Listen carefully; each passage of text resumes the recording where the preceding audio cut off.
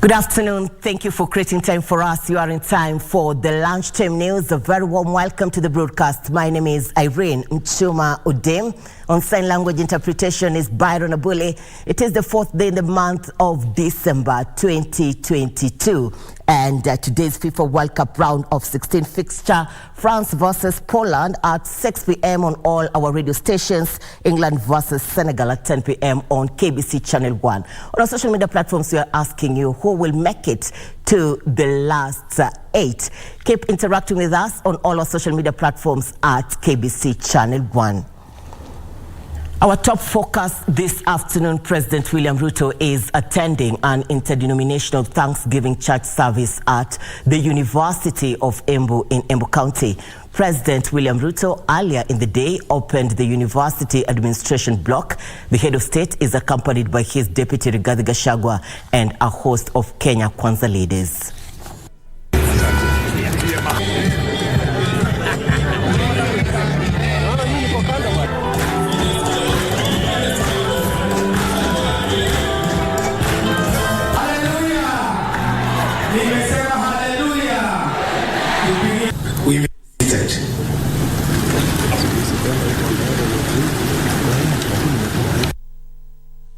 Of Azimio la Umoja leaders have said no amount of threats and intimidation will stop their commitment to keeping the government in check. National Assembly Leader of Minority Opiyo Wandayi says Azimio will continue to question the government and hold it to account. Azimio la Umoja leaders who are in Migori County for a burial ceremony said the planned countrywide demonstration to oppose Kenya Kwanza government will go on as scheduled. And we will oppose every bad thing you do in this country because that is our inherent duty. Hiyo ndio kazi yetu kama wajumbe. Na baba alishasema tarehe 7 tutakuwa kule Kamkunji, Nairobi, kuconsult na wananchi na tutakuwa huko. We shall continue to oppose those wrong things that the Ruto administration continues to do for the benefit of all Kenyans. Amid reports that key parties including Jubilee and KANU have pulled out of Azimio la Umoja mass action plan, the leader of the minority party in the National Assembly, Opiyo Wandayi, Suna East Member of Parliament Junet Mohamed, and Embakasi East Member of Parliament Babu Owino accused the government of hounding the 4 embattled IEBC out of office. Gharama ya maisha iko juu, watu wameshindwa kulipa school fees, bei ya mafuta iko juu, bei ya ugali iko juu, bei ya mahindi iko juu, bei ya mbolea iko juu. Wewe umeona ile kazi muhimu ya kufanya ni kutoa cherera na wale commissioners wengine kwa ofisi. Hii ndio kazi muhimu umeona ya kufanya zaidi. That the right to service belongs to all Kenyans irrespective of their political affiliation. So as governors of this region and as elected leaders of this region, we want to say that we should not be intimidated by anybody telling us that we should prove back to government. Tuko na njia moja, tuko na kiongozi moja. Hiyo njia ni njia yetu ya ODM na Azimio. Hiyo kiongozi ni Raila Amolo Odinga na hatubadiliki na hatubanduki. Meanwhile, a section of internally displaced persons in Nakuru have condemned the countrywide public meetings and demonstrations organized by Azimio. We as IDPs who faced this problem in the year 2007, we don't want these mass actions anymore. Led by Kenya Internally Displaced Persons Organization patron Peter Tena, the internally displaced persons want the move will polarize the country. So let us settle the issues to do with IBC within the framework of the rigor framework. Don't take our people and our people to the streets. Ben Chumba, Lunchtime News. All right, the government's decision to domicile the junior secondary education level in primary schools has been lauded by a section of stakeholders in Kisii County. They, however, expressed fears over the high demand the competency-based curriculum has placed on parents and petitioned the government to explore other ways of reducing the burden. At the same time, they also appealed to relevant authorities to put in place the much-needed infrastructure in primary schools for smooth implementation of the curriculum. They spoke during a ceremony to transit PP2 learners to grade 1 at Precious Hope Academy. I want to tell you that this curriculum parents is the best in the world and provides knowledge and skills that are diversified for our children. And therefore, at the end of the day, our children are going to be better in all ways. Therefore, I ask and urge our dear parents, including the government, and of course other stakeholders, to come in so that we support this curriculum.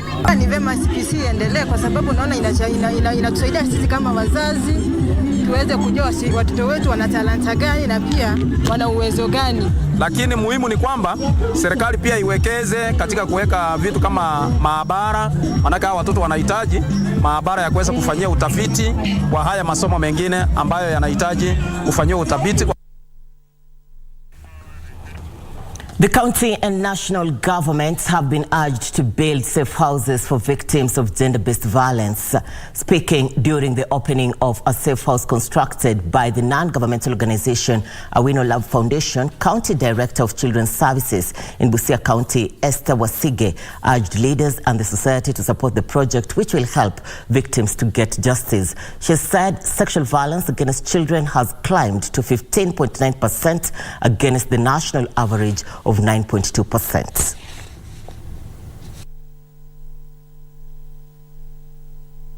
And today we are here to launch a safe house for SDBV victims or survivors.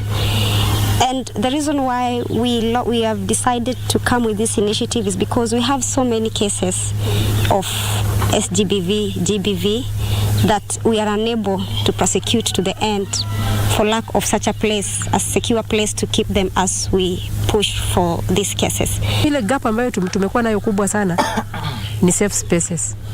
Na ndio tumepata hii moja hapa. But it needs continuity. Na lazima kama serikali ichukulie. This is a private entity. Wakiamua kufunga siku moja kwa sababu hawana ufadhili, then tunarudi to zero. So tunahitaji ile njia ambayo as a government, the county government, the national government, tutaweza kusupport such a safe house ndio pia iweze kutusaidia katika kazi yetu. Na pia we need support for even other upcoming safe places so that we get rescue centers, we get safe houses ili watu wakidhulumiwa waweze kusaidika. And communities living next to the Ilingwesi Conservancy and Mukogodo Indigenous Forest in Laikipia have been commended for their efforts in conserving the environment. The communities have been gifted with 36 million shillings carbon credit to facilitate them in conservation and improve their livelihood.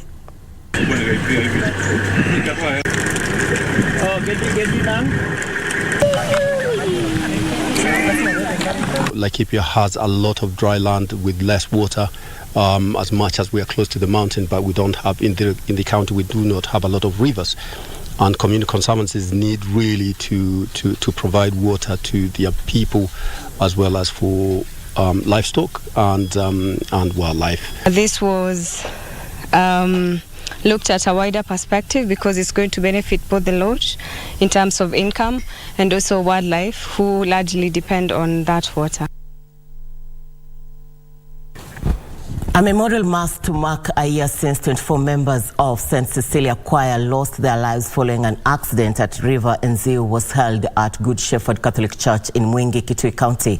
The memorial mass was presided over by the Apostolic Nuncio of Kenya and South Sudan, His Excellency Archbishop Harbatas Van Megan, assisted by Bishop of the Roman Catholic Diocese of Kitui, Reverend Joseph Mongela. Kitui County Governor Governor Dr. Julius Malombe pledged support for the bereaved families, urging all elected leaders in Kitui County to join hands in ensuring that the bridge is constructed.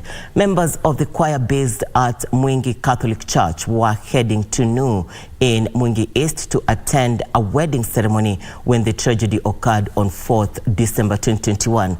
33 people perished in the accident.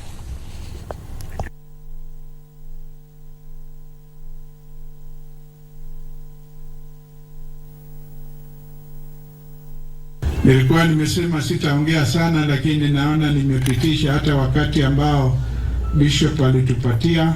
Familia ambazo zilipoteza wenzi wao ambao ni wenzi wetu pia tutaendelea kuwaombea, na pale inawezekana kupeana msaada. Siwezi kusema ni msaada wa aina gani, lakini tukiendelea mbele tutashauriana tuone ni msaada gani tunaweza patiana. I want to urge all of us, our leaders, let us continue praying for this team.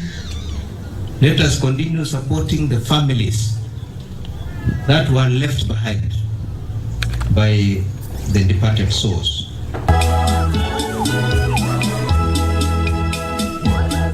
Glad you're watching the Lunchtime News. We are taking a short commercial break. We'll be back with more, including news-making headlines in the world of sports. Stay with us.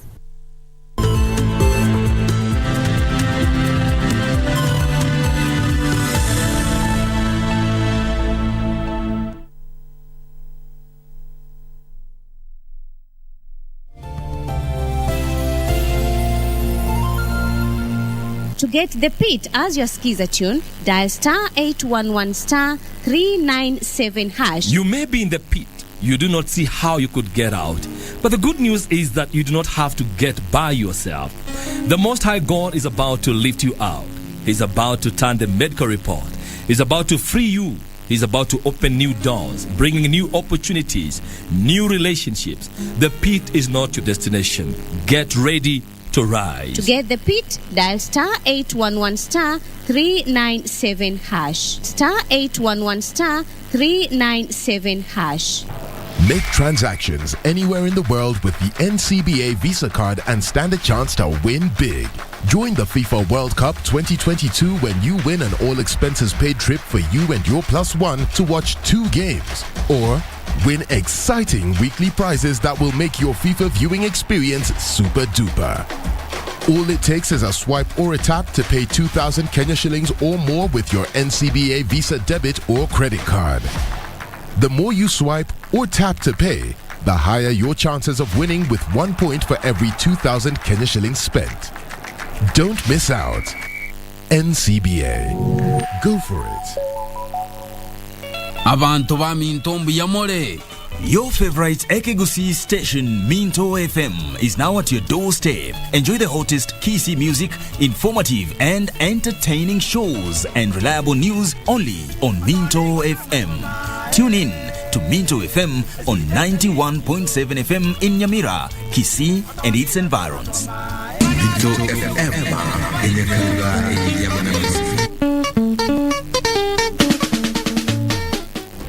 Do you have a news story to share with KBC? Get in touch swiftly on email news@kbc.co.ke or call 0723-892-654 or 0734-780-124.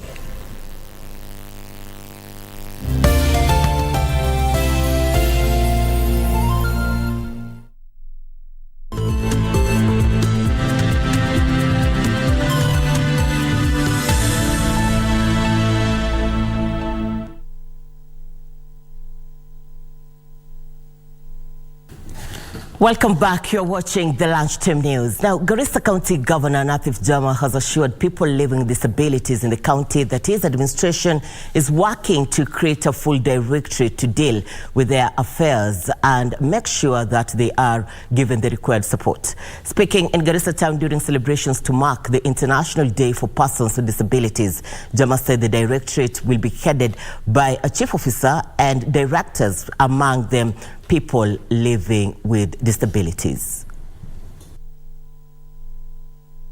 The formation of the Directorate is meant to ensure that persons with disabilities are in the front line in discussions affecting their welfare. The persons with disabilities in the county say they need sustainability for the long term. Hakuna program ambayo watu wa kawaida watapata eti walemavu wasipata, hiyo hakuna. Let me say that in all frankness. Hii program that watu wengine watapata kama ni business funding, kama ni nini, kama ni employment, nyinyi pia mtapata share yenu ya kutosha. Na mambo ya ulemavu iwe tayari kutransform the lives za watu walemavu, si kupewa tu pesa. Hiyo pesa lazima iwe na miradi yenye itakuwa inafanya ili itasaidia walemavu. Concerns have in the meantime been raised about the spike in sexual exploitation of the vulnerable group. So I urge the National Police Service, if they could consider and use their resources to bring down the service of writing statements, particularly for the disabled, kwa mashinani. Let them come to the people. Watoto wanafaa kupata bursaries. Wale wenye wako universities wanafaa kusaidiwa. Kama ni contract, serikali inafaa kuwa consider hawa kwanza. Kuna mambo mingi sana ambayo wanafaa kusaidiwa. Kama ni nafasi ya kazi, vile Medizi amesema hapa, lazima wapewe preparation treatment. The Isiolo County government has called on families with persons living with disabilities to enlist them in the ongoing registration. Hisafar reporting for Lunchtime News. Early screening for children suspected to be having epilepsy will help in treatment and management of the conditions. During a free medical camp in Kiambu County, courtesy of Bansal Community Health Service in partnership with doctors from Kiambu, medics noted that though there are 4 different types of epilepsy, the highly recorded is one that results in convulsion, which can be contained if early detected. Medics also noted the importance of family in raising an epileptic child, noting that in most cases women have been left to carry the burden, a situation that has led many mothers into depression.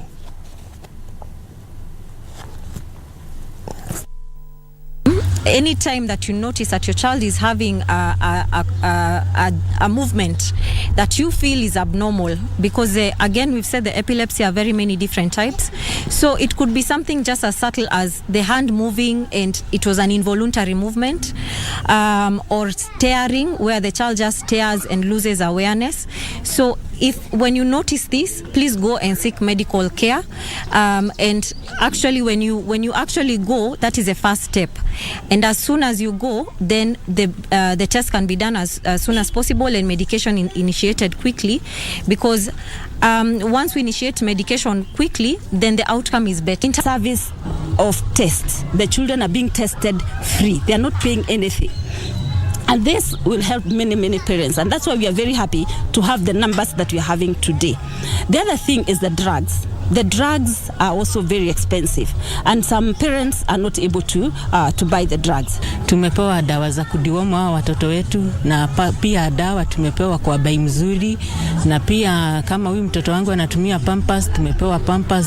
Kwa hivyo hii siku ya leo imekuwa sana. Changamoto zenye tunapitia kwa tukiwa na hawa watoto ni dawa kukua expensive. Members of PCA Thika Road are protesting the alleged grabbing of a section of their land by a private developer. The congregants say the private developer wants to use the space which they have set aside for construction of a school as a parking bay. Aggrieved by an attempt to fence off the land, the church members demolished structures that had been put up by the developer. They are appealing to the National Land Commission and the county government of Kiambu to intervene. The controversial parcel is said to have been set aside for public utility after private title deeds were revoked.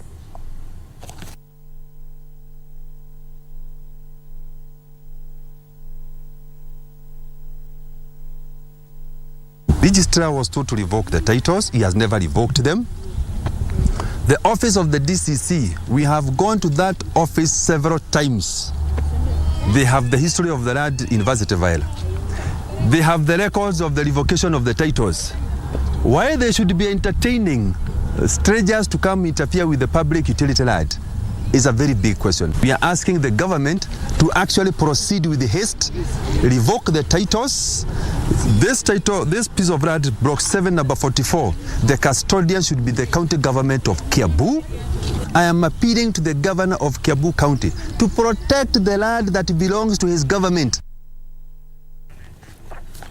A section of the clergy in the county of Nairobi are calling for peace and cohesion in the country, urging Kenyans to embrace the spirit of sharing as the festive season beckons. Speaking at the JRCC Church in Jiru during a food donation drive, the men of the cloth urged Kenyans to avoid situations that can cause unnecessary alarm.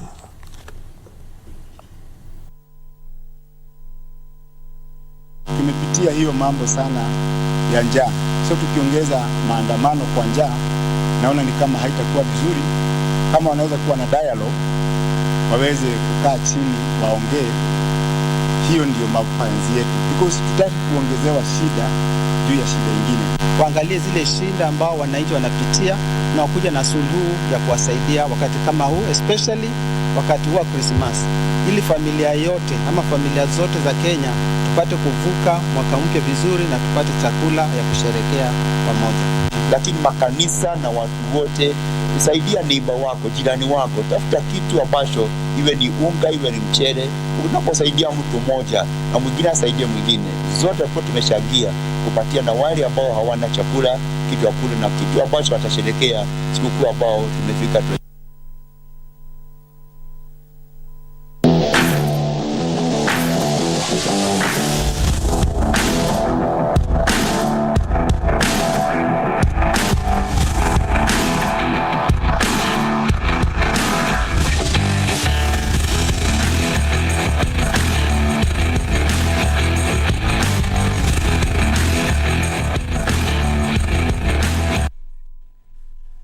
And time for us to play. Welcome to Channel 1 Sports News. Emmanuel Kemboi and Daisy Cherotich are the champions of the 2022 marathon for the conservation of Chemususu Dam, held from Benunin to Chemususu Primary School. The two registered the wins in their respective 21-kilometer races, making a comeback after a 2-year hiatus due to the COVID-19 pandemic. Cherotich and Kemboi braved the morning heat from Benonin through the hills and slopes of Lembu's Forest and Poror, Sinonin, Metipso, and finally to the finish line in Chemususu Primary School, ahead of the rest.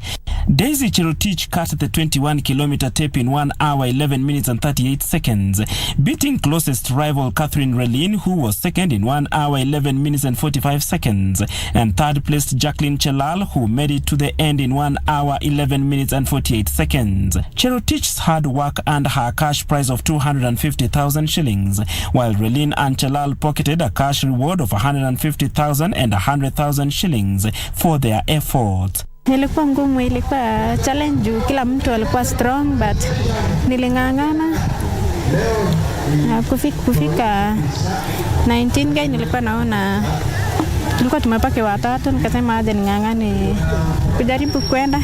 Walikuwa anafunga, nikasema aje tuende vile itakuwa.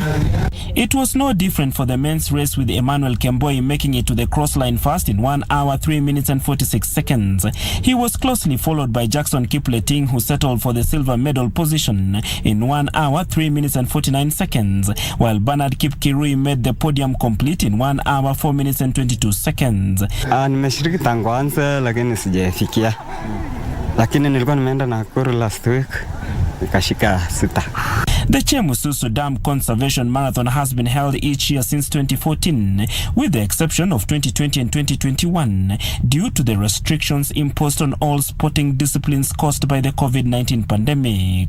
Here today, we are going on international standards in terms of the quality of sport, the organization, and also the anti-doping are also here. They will be able to make sure that there is no doping in this event, and therefore we want people who are real natural without using drugs. And therefore, we are at a very high standard in terms of athletics and the marathon here today. The Chemususu Dam is one of the biggest dams constructed by the Kenyan government at a cost of about 7 billion shillings. Its construction started in 2009 and was completed in 2013 and holds a capacity of 15 million cubic meter of water. This year's marathon, which is the 7th edition, was held to enhance conservation of the dam, create health awareness in the Eldama Ravine community, and support education and talent incubation programs. Barclay Feather, Lunchtime News.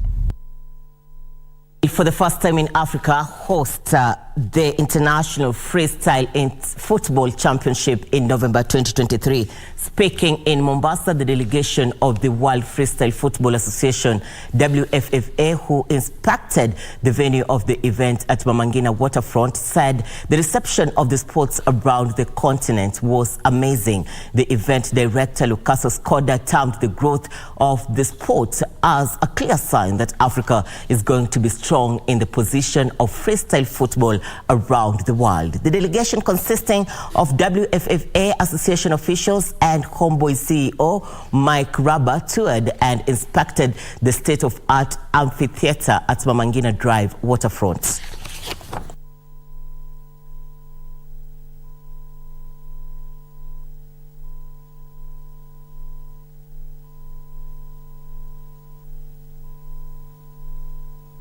So first of all, to what to expect, you're going to see first and foremost the world's greatest tricksters, some of the best skills that you never thought was even possible. Think about the great footballers that we all think of when we think about skills, such as Ronaldinho or Ronaldo or Messi, and multiply that by 50, and you're on a level towards seeing what these boys and girls can do. As a freestyler, you can't imagine the ball actually touching the ground, or you don't like it, so you want to keep it for yourself. You want to juggle, you want to go around, and there are no restrictions, men, women, anything. We have a great 7-year-old guy in Asia who is already a freestyler and who is competing in competitions, in many competitions.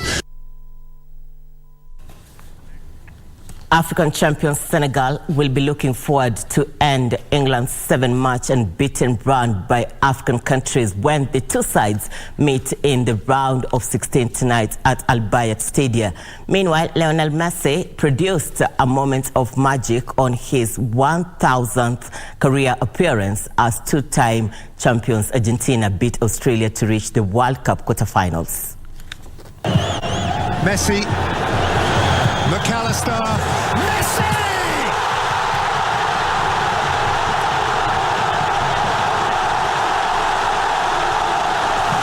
He's only gone and done it again.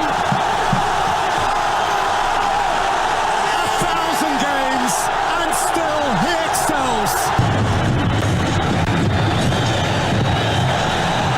Orion's got into trouble and it's cost him. The hitch. And good leg deflection goal. Now then.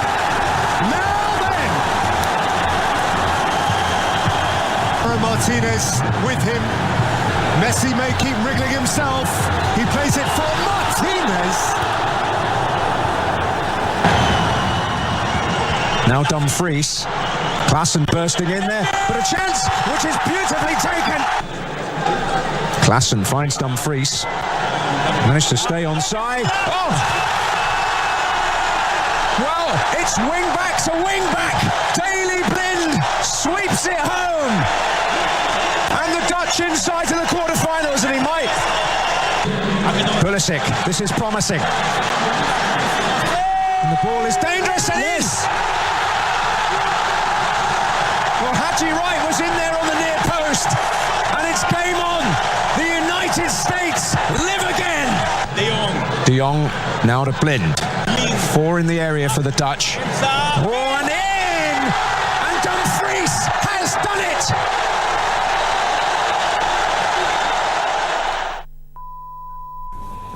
All right, it's a wrap on Channel 1 Lunchtime News. Today on our social media platforms, we had asked you who is going through to the last 8. Remember, World Cup Eco KBC. Going through your comments, very interesting.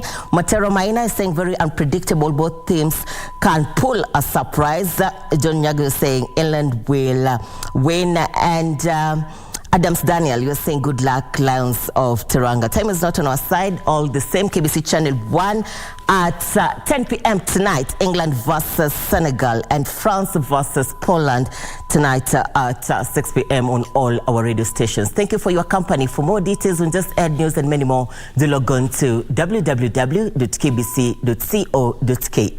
My name is Irene. Muchuma on sign language interpretation is Byron Abuli. Till some other time, God bless you.